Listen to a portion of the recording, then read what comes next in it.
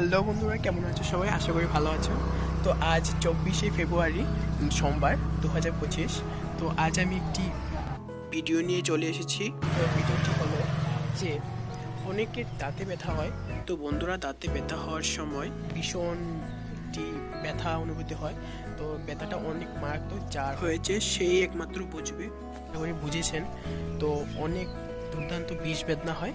তো এটা বিষ বেদনা সারানোর জন্য একটা ঔষধি গাছ রয়েছে। গাছটি সবাই চিনেন হয়তো, যারা যারা চিনেন আমি দেখিয়ে দিয়েছি কি গাছ। তো তো দেখা যাক গাছটি কি, আমি দেখাচ্ছি আপনাদেরকে।